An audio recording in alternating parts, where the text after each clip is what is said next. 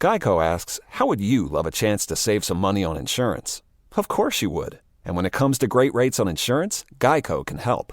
Like with insurance for your car, truck, motorcycle, boat, and RV. Even help with homeowners or renters coverage. Plus, add an easy-to-use mobile app, available 24-hour roadside assistance, and more, and Geico is an easy choice. Switch today and see all the ways you could save. It's easy. Simply go to geico.com or contact your local agent today. There's a new and different way to fund your business or side hustle without the hassles of a loan. HomeTap. HomeTap is an investor that gives you access to your home equity in cash in exchange for a share of your home's future value with no monthly payments or interest. How you use the money is totally up to you. HomeTap. Get more from home ownership. Get more from life. Subject to eligibility, terms and conditions apply. Visit HomeTap.com to apply in minutes. That's HomeTap.com. HomeTap.com.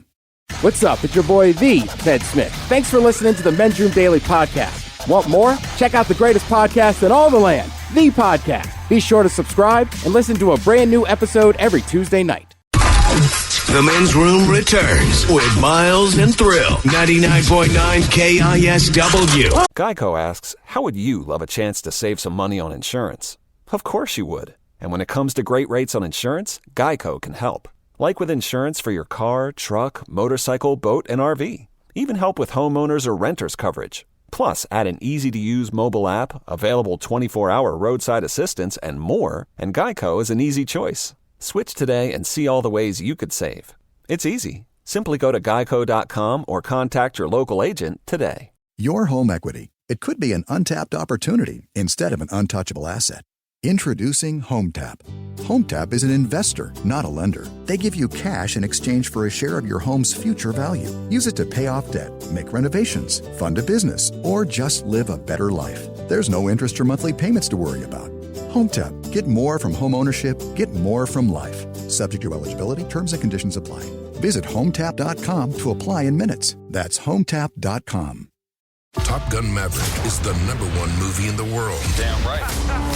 It's an absolute blast from start to finish, and one of the greatest movies ever made. Having any fun yet? Tom Cruise, Top Gun Maverick, rated PG-13. All right, here's a positive for you on the year of nods. Once again this year, BJ and Miggs have teamed up with the Washington State Council firefighters in Operation Warm for Coats for Kids. Helping out new kids with a brand new coat. And as the cold weather approaches, if you just donate $20, that puts a brand new coat on a Washington State child in need. Any donation whatsoever will help. The goal is to get enough coats for 1,750 kids. Okay. So not an unattainable mark by any stretch of the imaginations. Rockaholics helping Rockaholics. Coats for Kids Day is presented by the Advocates. Head to KISW.com and give what you can. We'd really appreciate it. Our question, who or what was responsible for the damage done? 206-421-ROCK. First of all, just so you know, every fifth comment that's coming our way points out to our boy Glenn Cannon, because he has the band The Damage Done. So every time you ask the question, we get more, it's Glenn Cannon's fault. So glad if you're listening, the world blames you. Someone here, it says, we just bought our house in August of 2019. It had everything I wanted as a man. Great garage, attached shop, and a chicken coop in the backside. Well, in July of 2020, we had a garage fire, lost everything, burnt to the ground, including my entire flock of chickens. Oh, no. It turns out it was the chickens that caused the fire by knocking over a heat lamp. Oh, you're kidding me. Yeah, so, I mean, it's got to make you feel a little better. Okay. Well, they were responsible for the damage. Who or what was responsible for the damage done? 206-421-ROCK. Hello, Brian. Welcome to the Men's Room. Hola, bichola. Hola. Hey, how's it going, guys? Doing good, Brian. Thanks, man. How are you? Oh, I'm doing pretty good. Trying to stay sane in this stop-and-go traffic out here. Oh, good luck on that. Should be easy. It's a struggle. It's a struggle. But, so I used to work at a tile vendor in Kent, and we had a manager. It's actually, he did two things. We operated the stand-up reach forklifts, the ones that actually the forks extend out. All right. Like, pick up. So he went and took this forklift, drove it around the back, went up to grab something off the top rack, puts his forks into the pallet, and then puts his forks into the drywall behind it. Which is fine. But then he lifted it and tore the whole sheet of sheetrock off the wall. Now, when he does that knock over anything else? Luckily, it didn't, but it tore the sheetrock off and caught the emergency sprinklers. Oh, there you go. Yeah. So it tore that off, flooded water everywhere, fire alarm goes off, fire trucks are involved. It's all bad. All bad. Yeah, it sounds all bad. Yeah. And he goes missing for about 10 minutes afterwards, and then we find him in the back corner in the fetal position on one of the pallets, just rocking back and forth. I mean, it's not like he killed anybody, right? No, nobody got hurt, luckily. It was just damage to the wall and obviously all the product that got soaked. Yeah, I was going to say, see, I would run and try to figure out, where do you turn off the water valve? You don't. You call the fire department's my guess, right? Yeah, the fire department had to come out and turn off the water main from the street and the fire alarm. That would not stop. So was the stuff that was in the warehouse, was it damaged by water or was it salvageable? There was some of it that was salvageable. Porcelain tile can get wet, and there's not really an issue. But there's the ceramic stuff is super absorbent. So that we lost pallets of that stuff. Did that guy keep his job? Yes, he did. And these forklifts were battery powered, big industrial batteries. So you have to take those and hook a hose up to them and balance the electrolytes in it and, like, balance it out with some water. And this guy flooded one of the batteries and had the hose going full blast for 45 minutes solid. And just drained battery acid and water all the way out into the driveway. It was all crystallized, looked like salt. It was terrible. That can't be good. But it How does he still have a job? I don't know. Hey, look, it's hard to explain. Some people, for whatever reason, are forgiven. There's a guy we brought up before. His name is Chip. We used to work with him back in Baltimore, and he's a nice guy, all right? But one of the things you don't do, just standard in radio, when you're running the board, in other words, where you look at a radio station where you see all the buttons and lights, that controls everything. So what you don't do is drink things, right? Because it's all electric. Or eat, but you can, because stuff falls into this and it doesn't take much to short circuit these things. So we used to have an engineer named Ray. Ray was always exceptionally clear about all the rules all the time. And sure, we violated a few, but you were smart enough not to ever drink over the board. Well, Chip would work the overnight shift. I come in the following morning, and everyone just looks kind of pissed off. I don't see Chip. And Ray, the engineer, explains to me, because I'm going to see an email in my inbox. It's not directed at me. It went to everyone. They're very emphatic about not drinking over the board. Chip had come in with a big gulp from 7-Eleven. Sorry. I know, it's just funny that, of course, it's a big gulp. Thing slips out of his hands, hits the board, and shorts this whole thing out. And at the time, the station we were on was kind of an easy listening, be the equivalent of like Warm here or something like that. Yeah. But it was a popular station. Wasn't very good, but people really liked it. Anyway, whole station goes off the air. You can't control anything. Engineers get called. And he said this went down at like 2:30 in the morning, right? He's home asleep, but he's got to show up. He replaced the whole board. And as he's explaining to me, he said, this is a brand new board. Not new, but pulled it out of the closet, so to speak. I've had to reattach everything, resolder everything. Meanwhile, the old board that Chip spilled his entire big gulp into, that's being cleaned. Because as the engineer explained, all the cola or all the sugar in the cola that crystallizes, it'll rust everything. So that's what I walk into that day. Everyone's kind of laughing about it because, of course, Chip would be the guy that does that. So now I'm working up until midnight. And Chip shows up, and he's got a bag from 7-Eleven. He's got another big gulp. I'm like, man, whatever you do, because he's even kind of chuckling about it. So, bro, whatever you do, man, just don't drink it over the board. Well, he didn't. But he knocked it over, and it went back. Oh, my God. This is the next freaking day, man. So CBS Radio is losing their mind. They think he must be doing it on purpose, because no one could possibly be this stupid, right? Especially when you are the culprit. They send out the email. Well, they don't know Chip. Chip is exactly that stupid. He still did not lose his job.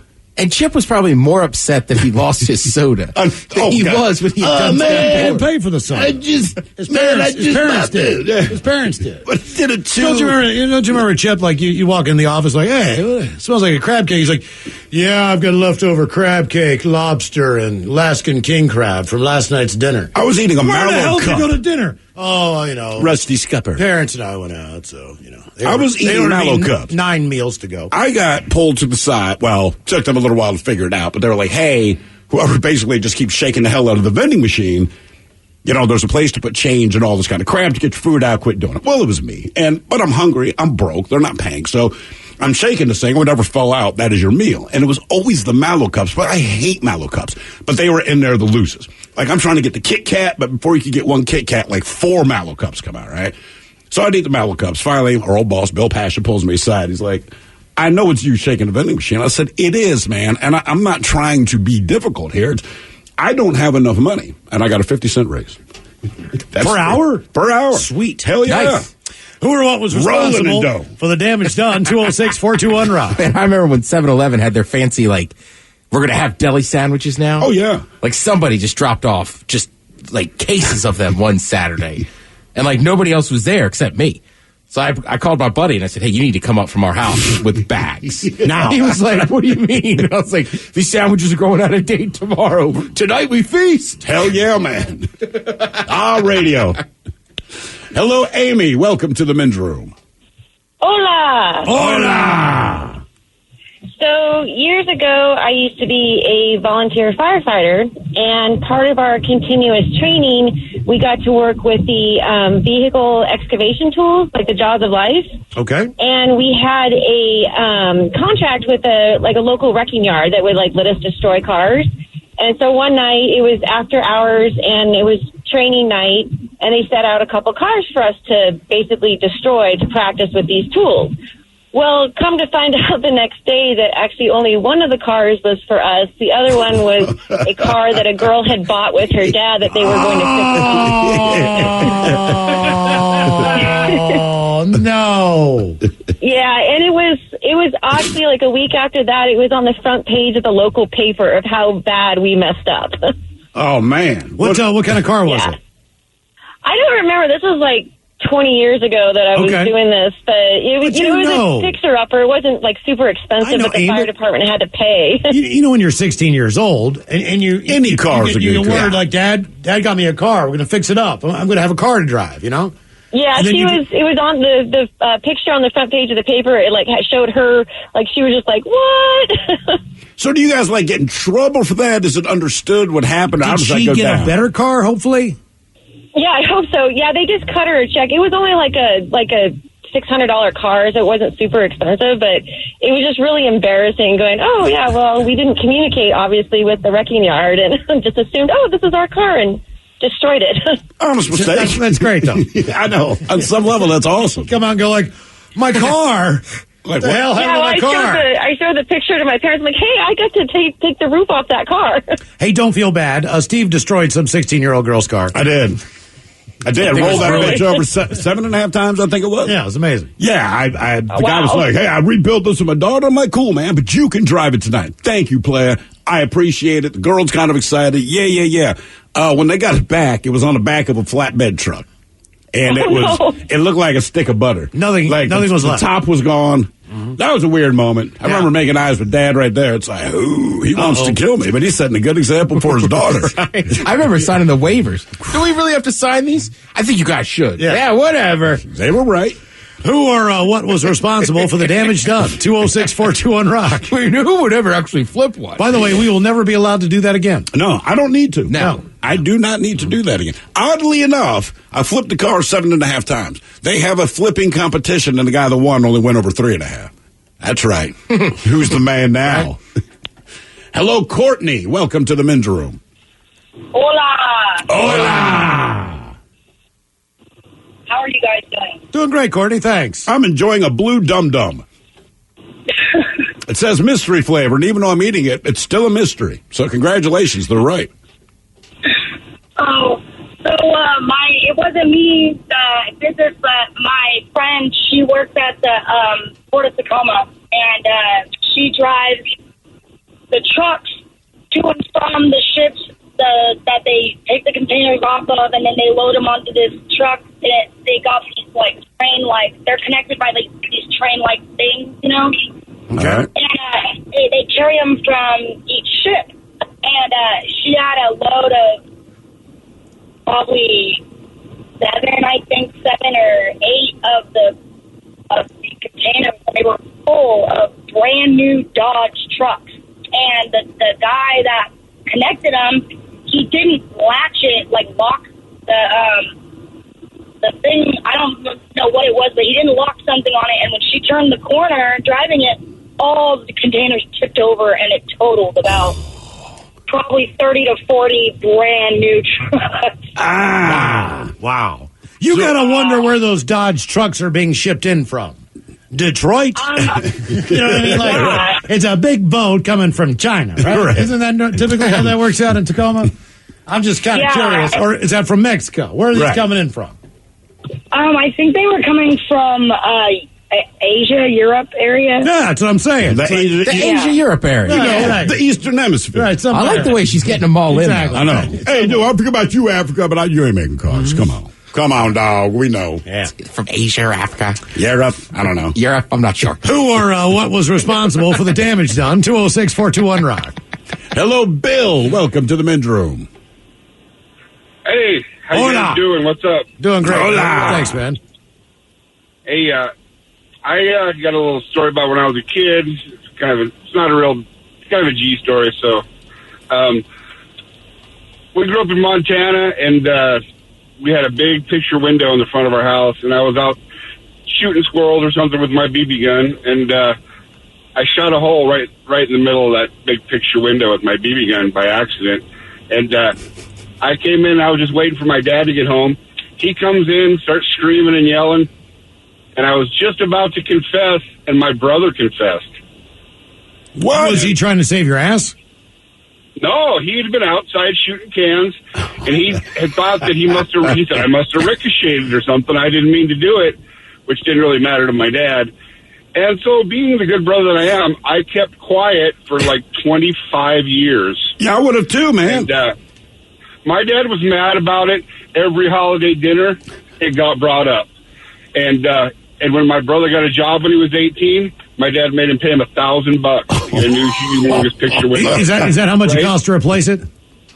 Yeah, it was a big window, and this was like back in like 90, So anyway, when he died, me and my brother took him up to the mountains of Montana and sprinkled his ashes. It was a really touching moment. So I told my brother, and he didn't think it was funny at all. Even after all that time. Right, and he asked me for the $1,000, but he didn't have a receipt. So, is this as you're spreading the ashes? Yeah, and at this point, Dad will never know the truth. He was always mad at your brother. You know what I mean? Like that's why your brother was mad. Like in his lifetime, you could have said, "By his the way, father Dad, never forgave him I love for that. you. I'm glad I get to see you for this last weekend. It was me. I was responsible for the bay window." Not my brother. Instead, you're like, I still can't believe what Dave did. He went to his grave thinking that your brother did that to his picture window. Guaranteed he liked me better for my whole life. Sure he did. Yeah, for sure. He's pissed. Well, I kind of like it, man. Look, there's certain things my parents will go to the grave just not knowing. There's look, I don't want to go through it now because sometimes they listen, but I got in huge trouble once for a party I threw at their house or out of town. The things they don't know, and I got in a lot of trouble. I mean, a lot of trouble because they found a lot of evidence of bad things. They didn't find it all.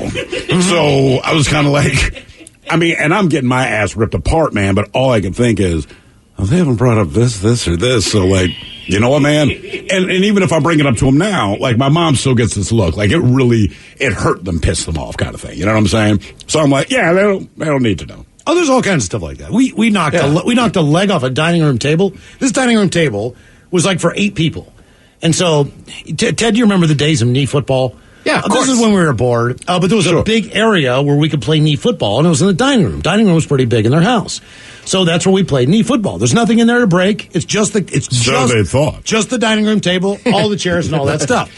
A buddy Pat goes into the dining room on the leg into the table and takes the entire leg and snaps it inside. It breaks, right? The whole thing breaks. Now, unlike most tables now where the legs kind of screw in, this was a hard wired table. So that was kind of like the cuts that they made were kind of how the leg grooved into the actual table. We had the great idea that we would take some wood, glue. All right. Well, wood glue, it's not built for that. It that. kind of looks like bubble gum. It's like this tan-looking stuff, and it bubbles out. So we tried that, and we put it in there, and it wouldn't stick. We also have vices out and stuff. Like, we're really trying to just glue this table back. Eventually, we got crazy glue. Crazy glue, and we glued the leg back on the table.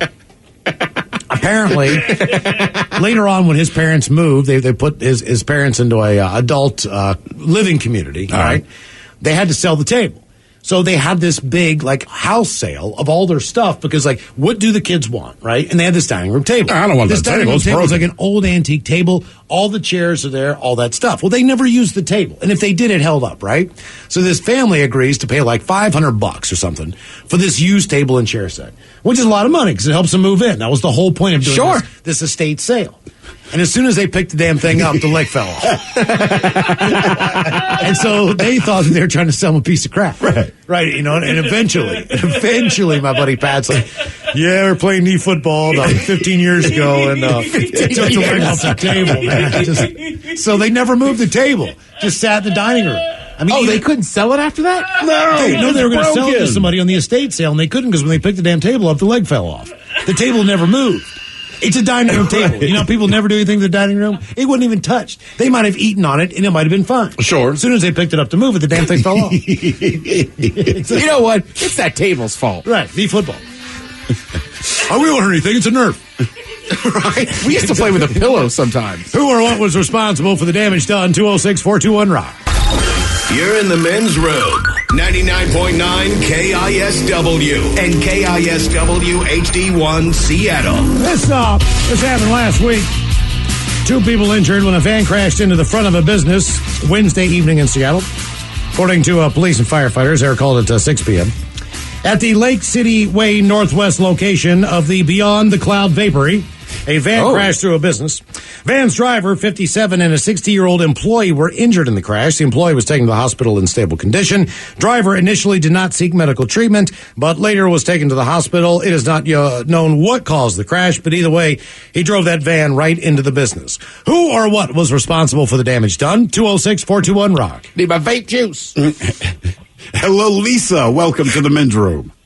Hola. Hola.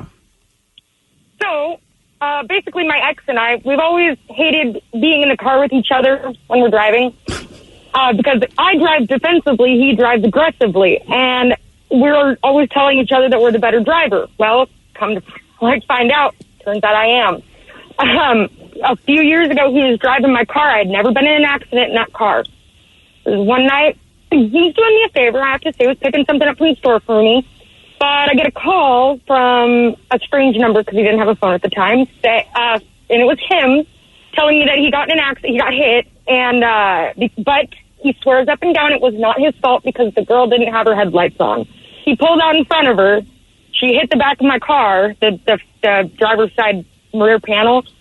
But because he couldn't see her because she didn't have lights on, he claims that it wasn't his fault. Like he swears up and down it's not his fault. Well, she hit him.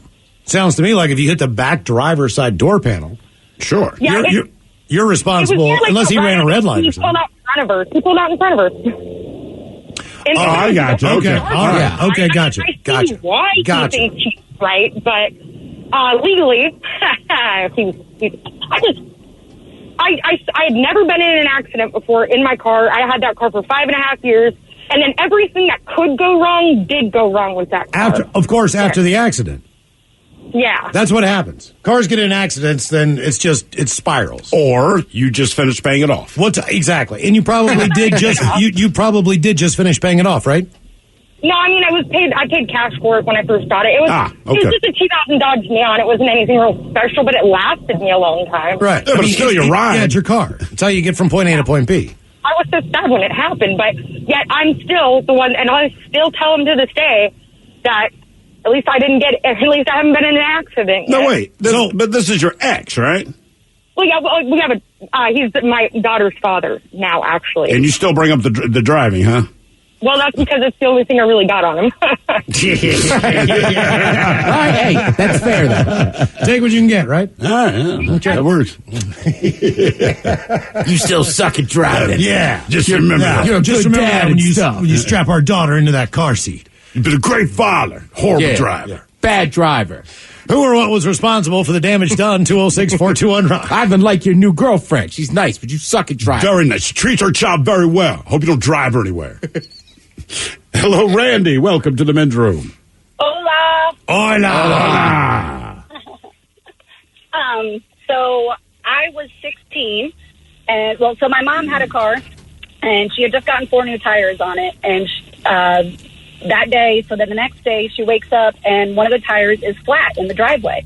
So she calls the tire place, and she's like, hey, one of the tires are flat. They were super nice, no problem. Came out, fixed it, gave her a new one, and she was about her business for the day. The next day, I was only 16, asked if I could go go up to the mall with my sister. She never let me take my sister anywhere because I was a young and experienced driver. She was afraid I would take us both out, and she let me take my sister. So instead of going to the mall, we decided we were going to joyride.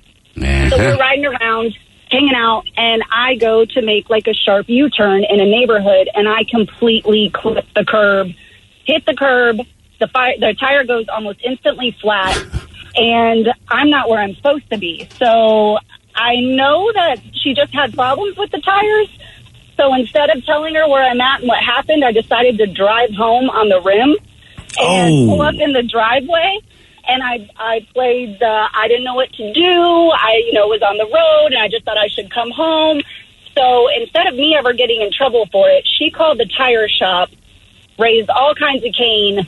They came out, gave her all new tires, refunded her money, and to this day, she still likes to bring up the story about how her poor Randy was so scared and didn't know what to do. She drove all the way home on the rim, and I will never be able to tell her that I was actually... Okay, wait. All right, now hold on. She's on her deathbed, right? And then she's still thinking... No. She said, Randy, just tell me one last secret. Would you tell her then, like, hey, listen, man, I wasn't really scared about driving in the rim. I flattened your tire. Okay.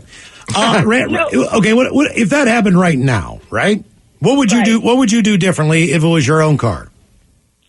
I wouldn't have gone so fast around the turn. Okay. And then once you popped the tire, you didn't mean to do that. Then what would you have done? I probably would have stopped, called someone. And this was before cell phones. I didn't have a cell phone to call anyone. Ooh, that's problematic. Would you ever think to use your spare tire and just use that to get home? I mean, now, yes. Okay, that's what I was going for. But you can't do it on Mom's car because they're new tires. But you can always take the spare, take it home, park it, put that rim back on, drop it. Oh, I see. So your deception is... I don't want to ruin the rim, because if I ruin the rim, they're going to know. But before Mom notices, you're putting the old tire back on. Correct. And then you're going Randy's plan. Absolutely. See, for a second, I thought you were going to be stand-up. He's teaching you how to be a better criminal. Right, get in there. Don't ruin the rim. That way a new tire can still go back on it. Deception. Yeah, but the way I did it kind of hooked Mom up because she got a refund for her 4 tires because they were so upset. So it kind of helped her out. Miles. Miles. Because she drove on the rim. Did she buy, because she was so scared, and that's the whole point that Mom got to sell to them. Hey, man, my daughter is freaking out, right? Because your goddamn tires went flat, so she gets the full refund. My question is, did she go to a tire shop that, like, the fence has, like, all the hubcaps you can buy, and then they just have tires stacked in the front because they're all retreads? I mean, No. She did, like, the full-on, brand-new, maintenance on her vehicle. And that's why I think they did it, because she was so upset the day before. Not so upset. She was actually super cool about the accident. Oh, going to work, tires flat, no big deal. They came out and fixed it. But she was not happy when it was, I was so scared I drove home. Because her daughter was in danger, damn it. Right. Exactly. And I had my little sister with me, so both the girls. I like your style, Randy. Yeah, that's all right. Yeah. See, I feel where you're coming from. The rim made the difference, Miles. There's nothing wrong with your Mom just simply would have called. She wouldn't have had the aggressiveness of saying my kid was in danger, but just like, what are you selling me? Right. She went the extra mile, see, by coming home and being scared about it. She sold it, dude. She sold it, bro. That's it. Now Mom's got fresh tires. I hope if my kids are going to lie to me, they at least know how to tug at those emotional strings. Like, look, deceive me if you can, because right now you suck at it, but deceive me if you can. And if you're going to sell it like that, I might even be proud of it. My stepfather begrudgingly gave me his car when I was like 17 years old. What kind of car? It was an Audi 5000. He loved the car. He bought it like in 1978. All right. So it was an older car, but it was really nice. Yeah, it's an Audi 5000. Like anything else, he's like, hey, look, I'm going to hook you up, and before I give you this car, I'm going to put 4 brand new Pirelli tires on it. Ooh, he's like, they're really good. They're all weather, blah, blah, blah. You won't slide, anything like that. I'm driving with my buddy Jeff. We're going down this hill in West Virginia. It's raining. It's wet. I make a right-hand turn. Car doesn't stay in the lane. I smack into this dude. Jeff goes through the windshield. Oh, no. Oh, yeah. Come on, Jeff. Because they didn't have the... Jeff ruined the whole thing. This is Jeff's fault. I look over, he's bleeding and all that. Like, he hit the rear view Oh, Miles, I hurt my head. I'm like, dude. Shut up, Jeff. So these two guys come running up to the car. They're in like a brand new Buick Riviera. It was a beautiful car. Right. Completely totaled. And Jeff's all bloody, and he's kind of hanging up on the dashboard a little bit because the windshield in those cars, they didn't have the glass in the middle, or the plastic. Yeah, so when he hit it, glass. it just popped out, right? It's like, boom, and then the whole thing's gone. And Jeff's like hanging there, and I'm looking at him. He's already have a jacked up nose anyway. So it's just blood is pouring Jeff, out not his so face. bad. So, Jeff, you were ugly when this started. So I'm like sitting there. I'm sitting there behind the wheel of the car, and I'm just cussing because I just got this car. I'm like, God darn it, blah, blah, blah. I'm not really paying attention to Jeff. So the guy... With a jacked up nose. The guy that went through the windshield. Yeah. I'm not paying attention. No, I'm not. To the only other passenger. So the guy... That's not fully in my vehicle. I look over after my cuss tantrum, and the guy who I hit, he's got a cloth, and he's compressing it on Jeff's face to stop the blood. And I'm like, we're all right, man. We're all right. He's like, he's not. I'm like, he'll be fine. You know, just like, car was gone. I mean, I had it for 2 weeks. Car was gone. Completely totaled. How's brand Jeff? new tires. Did Jeff make it through this? Yeah, he's fine. He's good. He's still ugly? No. He's a good looking guy. Did you have to pay for the other guy's car? Oh, yeah. Oh, totally. It was total. Both cars are total. Oh. But I just got the car. I mean, I just got the damn car. Sucked. Because I knew I could have picked up some How do you think Jeff feels? He Sounds like you're mad about this. He had a big knot for a while. Yeah. His head went through a windshield. Oh, yeah. It was crazy. Hey, wear your seatbelt. Who or what was responsible for the damage done? 206-421-ROCK. Also, that story's not, teach 'em. that's not that surprising. You just get a car, you just get a license. I mean, like, exactly. it's going to happen. But see, your stepdad doesn't help because guys like to do this, and we feel real good about our purchase. We're going to tell you how good this product is that we researched. It could be a freaking vacuum cleaner. Nothing sucks dirt out of car. The problem was, once you tell them, like, hey, man, these are good tires, you won't slip or nothing. Well, telling a teenage boy that means it won't slip or nothing. And guess what? It slipped in something. So, you know, like anything else, car gets towed to the impound lot. It's totaled, right? So I finally get home. You have the sit-down conversation you always have, which goes like this. Why did you wreck your car? What was going on? Well, it was slick. I was going too fast. I went around the turn. The brand new tires didn't hold. Right. The brand new tires didn't hold. In the rain, it just started to rain. I think the roads were a little slick. I don't know. Who did you hit? I hit a guy in a brand new car, totaled his car too. All right, well, Jeff might be dead. You know, yeah. How's Jeff? How's your friend with the jacked up nose? Jeff's fine. In the meantime, like his mom's calling my mom, going like, "How bad's Miles? Messed up?" Because Jeff's pretty messed up. They're like, "Miles is fine." Jeff doesn't even know his name is Jeff now. Right, exactly. So, but Miles is fine. But Miles is good. So, you know, like, well, Jeff's good. He's, you know, doesn't need stitches or anything. So, then the conversation turns the way it always does. All right, well, as long as no one was seriously injured and you guys made it out all right, you know, that's the positive part of the story. I'm still going to kill you, but I do appreciate this. So, just so you know, I do want to stop and look at the car at the impound lot on the way home from work tomorrow, see if there's anything salvageable. Maybe I can sell the tires. Right. Maybe I can just, you know what I mean, do something with the car. Maybe the car's fixable. I don't know. So the next night was the worst because he just comes home, man, like hands on the hip, like he saw the car. He's like, "What did you do, you dumbass?" You know, like he was so pissed once he saw it. He's like, "My baby," you know what I mean? Like, you ass. That car is impeccable. Like he's the guy who like washed his car every weekend. Yeah, he vacuumed it out. The only thing that looks worse than that car is Jeff. If his shoe had a little leaf on it, and he got it on his floor mat, he'd pick that little leaf off and throw it out before he got out of the car. You know what I mean? My father's like that to this day. He has always, I told Miles this, man. We were, I'd gone to a movie with a friend. I'm like 10, 11 years old. He picks me and my friend up. He's driving us back home. I am finishing a handful of M&Ms. All right, peanut M&Ms. There were 3 in my hand. I remember this. And I pop them in my mouth, but I'd already gotten in the car. My father makes eyes with me in the rearview mirror and just says, "Steven, if I find one M&M in my car, it's going to be you and me." And this was a threat. And I'm like, oh, my God, man. Mm-hmm. Right? Yeah. So, like, all I'm doing. These are people. I'm just finishing my. But you here's understand. The thing. About 2 months ago, my mother's all excited. She's like, we went outside, we get in the car, and there's just something wrong with the inside of the car. I'm like, what do you mean? She's like, just hang on. We can't figure it out. there was a slug in there. And it had been in there at least for a week, but apparently it left slug trails everywhere. And I'm like, that's the reincarnation of that M&M that I did not drop in your car, by the way. That's what you get, old man. Mike in there slugging around. Slugging it. I don't know what it was when we grew up. Car culture every weekend. First of all, something needed to be done to the car. If you got brakes, you put them on.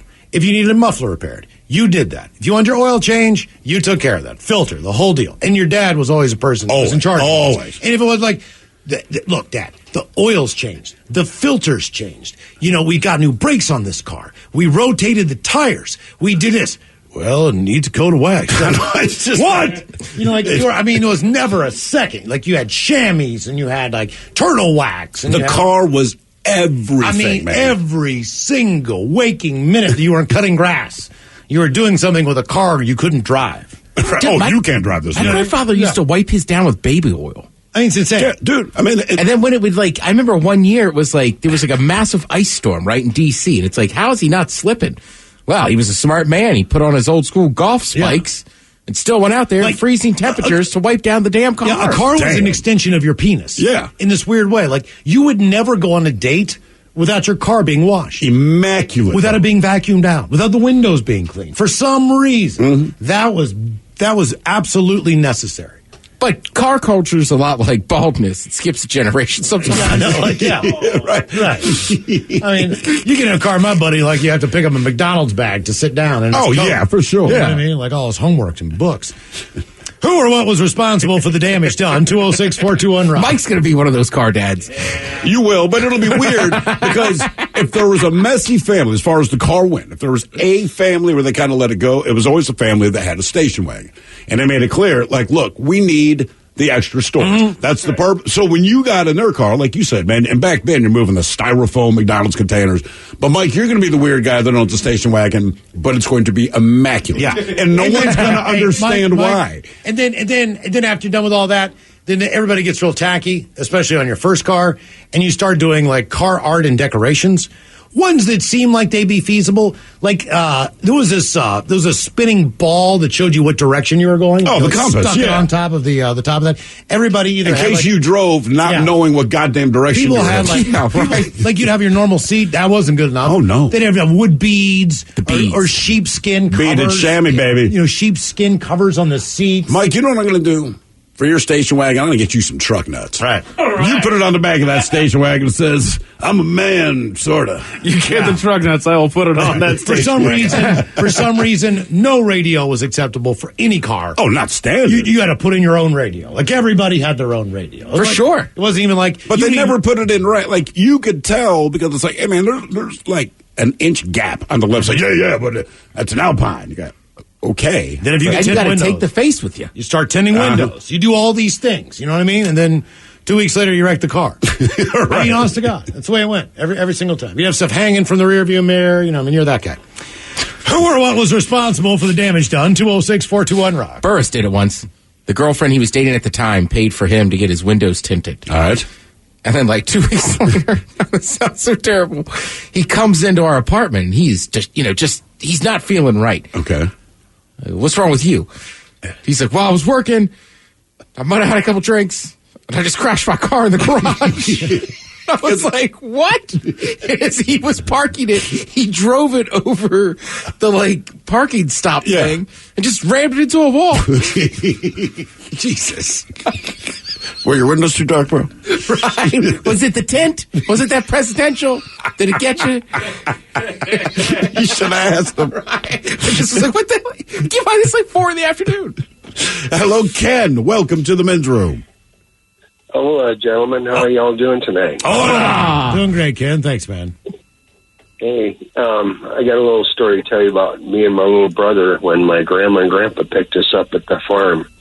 This happened about 60 years ago. I'm 68 now. My little brother was 6 then.